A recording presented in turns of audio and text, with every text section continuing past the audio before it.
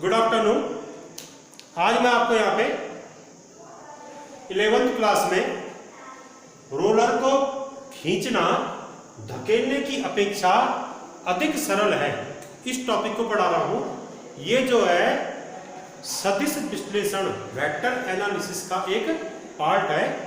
तो vector analysis या सदिश विश्लेषण में मैंने आपको पिछले टॉपिक में पढ़ाया था कि जैसे ये कोई वेक्टर ए है, ये एक्स अक्ष से थीटा कोण पर है कि एक्स अक्ष से थीटा कोण पर कोई वेक्टर ए यहां पर कार्य कर रहा है। तो इस ए का थीटा दिशा में घटक क्या होता है, इस ए का थीटा दिशा में क्या मान होता है, इसके लिए क्या करते हैं, इस यहां से एक लंब डाल देते हैं ऐसे नीचे, ये लंब, और इसमें हम जैसे साइन थीटा कॉस थीटा निकालेंगे तो ये आधार वाला पोर्शन है, तो आधार की दिशा में कौन सा पार्ट आता है, कॉस वाला। इसको हम क्या लिखेंगे, जैसे सपोज मैंने इसको नाम दिया पी ओ क्यू, तो ये समकोण त्रिभुज है। इस समकोण त्रिभुज में कॉस थीटा निकालिए, कॉस थीटा इक्वल टू क्या होगा, आधार बटे कर्ण, आधार मतलब ओ क्यू बटे कर्ण, कर्ण मतलब ओ पी। इनको वेक्टर रूप में रखें ऐसे, ठीक है। तो ओ क्यू का मान क्या आ गया, O Q vector O Q ये बराबर हो जाएगा O P cos of theta, ठीक है ना।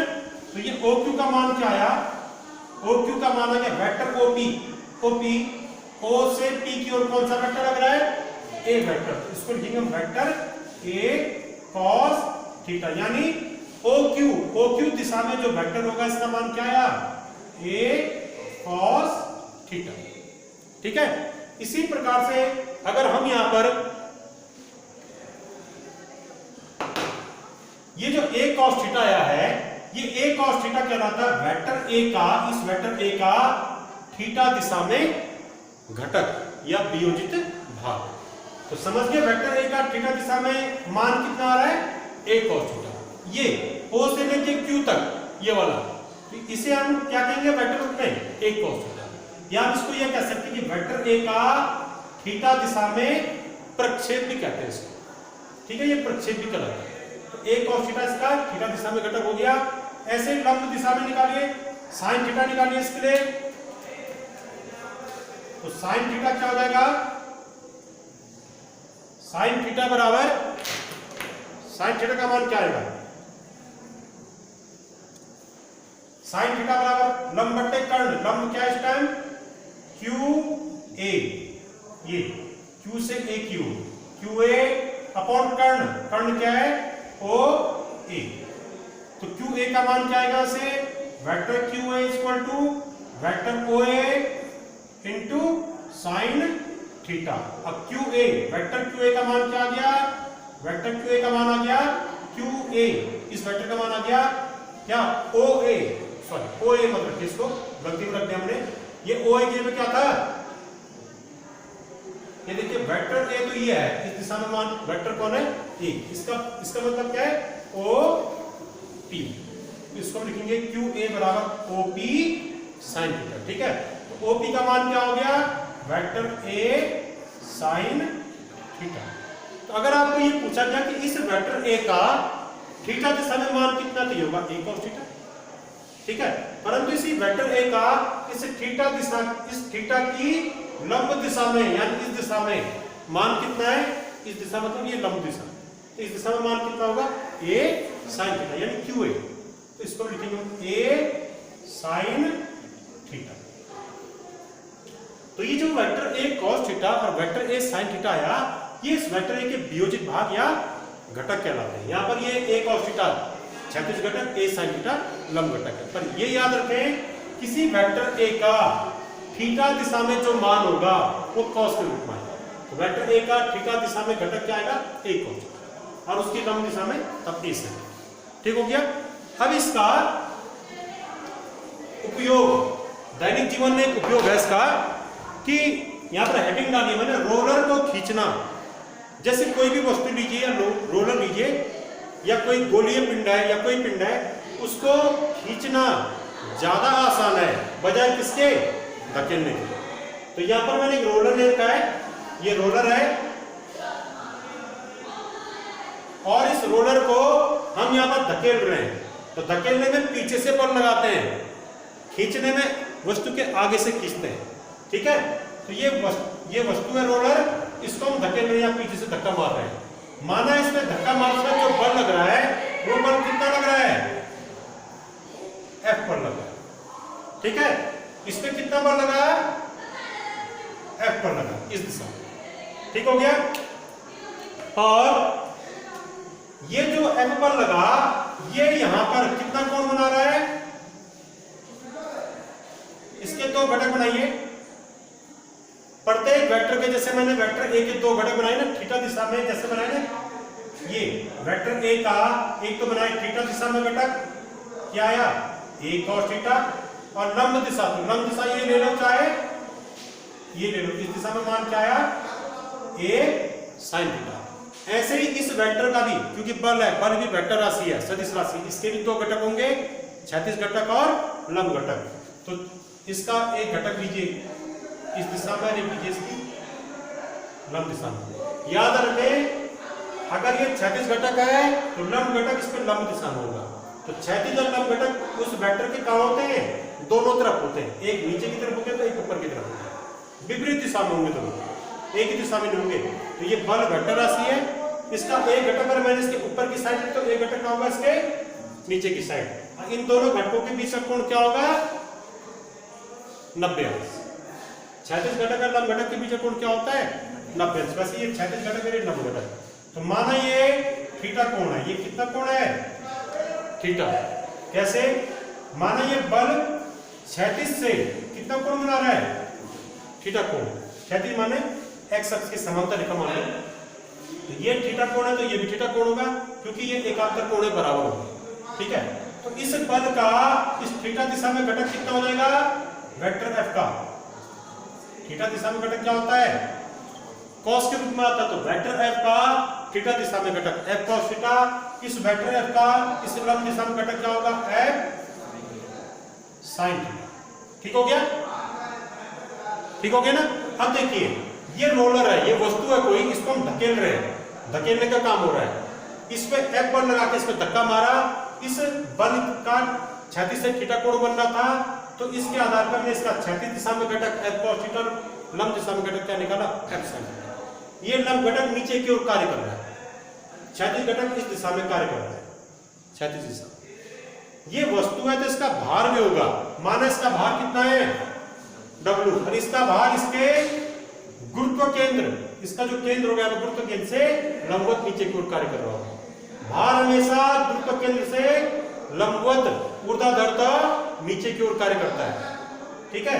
तो ये इस पिंड का भार है माना W, तो इसका भार W नीचे की ओर कार्य कर रहा है। ये भी सदिश राशि है, क्योंकि भार एक प्रकार का बल है, जिस बल से इस वस्तु को पृथ्वी अपने केंद्र की ओर खींच रही होगी। तो बल है, तो बल यानी ये भी सदिश राशि होगी। तो भार भी सदिश राशि है, ये बल भी सदिश राशि है, दोनों वेक्टर है। अब देखिए इस धकेलने में क्या हो रहा है, धकेलने में यहां पर इस पिंड का वास्तविक भार था W नीचे की ओर, परंतु इस बल जब धकेल रहे हैं इस बल F से, तो यहां पर इस बल F का जो लंब घटक है F sin थीटा, ये भी नीचे की ओर लग रहा है। तो इस पिंड पर भार की दिशा में कितने बल लग रहे हैं, एक तो W और एक F sin थीटा। तो ये F sin थीटा और ये W, ये क्या करता है, इस पिंड के भार को आभासी रूप में बढ़ा देता है, ठीक है, क्योंकि दोनों नीचे की ओर कार्य कर रहे हैं, ठीक है। F sin थीटा भी नीचे की ओर कार्य कर रहा है, उसी दिशा में कार्य कर रहा है, भार भी उसी दिशा में कार्य कर रहा है। तो ये दोनों वेक्टर एक ही दिशा में कार्य कर रहे हैं। तो इन दोनों वेक्टर, इन दोनों से क्या होता है, इस रोलर का परिणामी जो भार है वो बढ़ जाता है, ठीक है। भार बढ़ने से ऐसा लगता है धकेलने में भारी हो गई, अपने वास्तविक भार से कुछ ज्यादा भारी हो गई है, इसलिए इसको धकेलना क्या होता है, कठिन होता है, ठीक है। समझ गए, हाँ। ये F cos थीटा जो इसका क्षैतिज घटक है, ये बल F का क्षैतिज घटक जो F cos थीटा, ये तो ये F cos थीटा क्या करता है, इसको आगे, इस रोलर को आगे बढ़ाने का काम करता है। ये वाला घटक रोलर को धकेलने में जो बल F लगता है, इसका केवल F क्षैतिज घटक F cos थीटा इसको आगे धकेलने में प्रयुक्त होता है, परंतु जो इसका F sin थीटा घटक है, ये भार की दिशा में नीचे की ओर कार्य करता है, जिससे इस रोलर का परिणामी भार वास्तविक भार से ज्यादा हो जाता है, क्योंकि दोनों नीचे की ओर कार्य करते हैं। ठीक है, तो इसका परिणामी भार क्या आ जाएगा इस दिशा में, इस कंडीशन में, इस दशा में यहां पर जो परिणामी भार होगा इसको आभासी भार भी कह सकते हैं। ये कितना का W प्लस, ये भी बल है, ये भी बल है, समान राशि मिलती है, तो बल, ये वाला बल यानी ये वाला बल। तो इससे क्या हो जाएगा, इस रोलर का वास्तविक भार कुछ ज्यादा महसूस, इसका भार कुछ ज्यादा महसूस होगा अपने वास्तविक भार से, जिससे इसको धकेलने में परेशानी महसूस होगी। ठीक है, अब खींचने में देखिए, खींचने में क्या, अगर हम रोलर को खींचेंगे तो आगे से इस पे कोई हुक लगा के आगे से खींचेंगे। यहां धकेलने में हमने F बल लगाया, तो माना खींचने में भी मैंने कितना बल लगाया, उतना ही बल F लगाया। तो इससे क्या हुआ, माना ये बल F, ये जो है इस रोलर का केंद्र है, ये क्षैतिज से, ये क्षैतिज दिशा से जमीन के समांतर रेखा, इससे थीटा कोण बना रहा था, इससे भी क्या बनाएगा थीटा कोण। अब इस F के दो घटक फिर यहां निकाल दो, जैसे दो घटक यहां निकाल, एक घटक होगा क्षैतिज घटक और एक घटक क्या होगा इसका लंब घटक। ठीक है, क्षैतिज घटक क्षैतिज दिशा में आएगा, जमीन के समांतर आएगा, तो इस F का थीटा दिशा में घटक क्या आएगा, देखिए इस बल F का क्षैतिज से बना हुआ कोण क्या था, थीटा था। यहां भी बल F का क्षैतिज से बना हुआ कोण क्या है, थीटा। यानी बल दो धकेलना या खींचना, दोनों प्रक्रियाओं में समान बल लग रहा है, दोनों प्रक्रियाओं में ये बल क्षैतिज से थीटा कोण बना रहा है, कोण भी सेम बना रहा है। परंतु खींचने वाली प्रक्रिया में क्या हो रहा है, इस बल का जो क्षैतिज घटक है वो कितना आ गया, F cos थीटा, मान उतना ही आया। ठीक है ना, F cos थीटा। और इस बल F का इस क्षैतिज की लंब दिशा में घटक, यानी यहां मान कितना आया, F sin थीटा। ठीक है, अब देखिए जब इस रोलर को खींचा जाएगा उस समय रोलर पे माना पहले जैसा बल F लग रहा है, जैसे धकेलने में बल लगा वैसे बल F लगा। इस F का क्षैतिज से बना हुआ कोण थीटा है, तो इस बल F का क्षैतिज दिशा में घटक F cos थीटा, ऊर्ध्व दिशा में घटक F sin थीटा है। इस समय क्या हो रहा है, इस बल F का जो घटक F cos थीटा, ये इस रोलर को आगे की ओर खींचता है। रोलर को आगे की ओर खींचने में बल F का केवल F cos थीटा हिस्सा ही वो क्या करता है, उपयोग में लाया जाता है। पूरा बल F उपयोग में नहीं है खींचने में, F का केवल F cos थीटा वाला घटक ही क्या हुआ, इस रोलर को खींचने में प्रयुक्त हुआ। ठीक है, अब इस बल F का जो ऊर्ध्व घटक है F sin थीटा, ये ऊपर की दिशा में है। इस रोलर का भार है W, ये इसके केंद्र से ऊर्ध्वाधर नीचे की ओर कार्य कर रहा होगा, जैसे यहां कर रहा था। ठीक है, अब देखिए इस रोलर का परिणामी भार कितना होगा, वास्तविक भार तो W है, इस दिशा, इसमें, इस कंडीशन में परिणामी भार कितना आएगा, जब रोलर को खींचा जाता है उस समय इसका परिणामी भार आएगा। देखिए भार W नीचे की ओर, वास्तविक भार नीचे की ओर, और एक ये भी एक बल है, और एक बार इसकी ठीक विपरीत दिशा में ऊपर की ओर लग रहा है, नहीं लग रहा, कौन सा, F sin थीटा। ये दोनों एक दूसरे की विपरीत दिशा में है। तो इन विपरीत दिशा वाले बलों के कारण यहां पर जो भार होता है ये W प्राप्त नहीं होता, बल्कि कुछ और प्राप्त होता है। क्या होगा, इन दोनों का परिणामी, परिणामी मतलब ये ऋणीय, विपरीत दिशा में तो घट जाएंगे, घटा देंगे इनको, तो परिणामी भार कैसा आएगा, ये वाला भार ऋणीय वाला। ठीक है, ये क्या आएगा, W minus F sin theta. तो देखिए खींचने की स्थिति में वस्तु का भार धकेलने वाली स्थिति से कम है। खींचने की स्थिति में भार कितना है, W minus F sin theta परिणामी भार, जबकि धकेलने वाली स्थिति में वस्तु का भार कितना है, परिणामी भार W plus F sin theta. इन दोनों में ज्यादा कौन है, ये हो, अर्थात धकेलने में, वस्तु को धकेलने में वस्तु का परिणामी भार ज्यादा होगा बजाय वस्तु को खींचने के। खींचने की स्थिति में वस्तु का परिणामी भार कुछ कम हो जाता है, वास्तविक भार से कुछ कम हो जाता है। इसी कारण क्या होता है, खींचने में वस्तु अपने वास्तविक भार से कुछ हल्की महसूस होती है, इसलिए इसको खींचना आसान।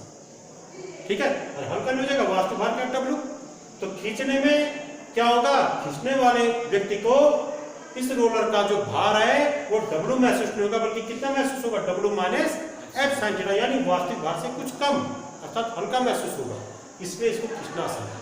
जबकि धकेलने में क्या होता है, व्यक्ति को जो रोलर का भार होगा वो उसके वास्तविक भार से कुछ ज्यादा महसूस होता है, इसलिए इसको धकेलने में कुछ वो कठिनाई महसूस करता है, कुछ उसमें ज्यादा ये महसूस करता है कि मुझे ज्यादा बल लगाना पड़ेगा। ठीक है, तो आपने यहाँ पर ये देखा कि यदि किसी रोलर को एक बार हम धकेलें और दूसरी बार हम क्या करें, खींचें, और दोनों कंडीशन में उस पर हम समान बल F लगाएं, ये बल क्षैतिज से एक समान कोण थीटा बना रहा है दोनों कंडीशन में, तो धकेलने में वस्तु का रोलर का परिणामी भार उसके वास्तविक भार से कुछ ज्यादा हो जाता है, अतः धकेलने में क्या होता है, इस रोलर को धकेलना कुछ कठिन होता है। ठीक है, बजाय किसके, खींचने के, क्योंकि खींचने में रोलर का वास्तविक भार से रोलर का जो परिणामी भार है वो वास्तविक भार से कुछ कम हो जाता है, इसलिए इसको खींचना ज्यादा आसान होता है। ठीक है, खींचने की क्रिया में भी क्या होगा, जो बल F लगा उसका क्षैतिज घटक F cos थीटा क्या होता है, वो रोलर को आगे की ओर खींचने का कार्य करता है। यानी खींचने और धकेलने में समान बल लगने पे F cos थीटा दोनों कंडीशन में क्या करता है, रोलर को आगे की ओर बढ़ाता है। ठीक है, परंतु F sin थीटा जो घटक है वो धकेलने में रोलर के भार को बढ़ा देता है, जबकि खींचने में रोलर के भार को घटा देता है, इसलिए रोलर को धकेलना क्या है, कठिन है बजाय खींचने। ठीक हो गया, ये आपका यहाँ पे इस प्रकार से स्पष्ट हो गया कि रोलर को खींचना ज्यादा आसान है बजाय धकेलने के। ठीक है।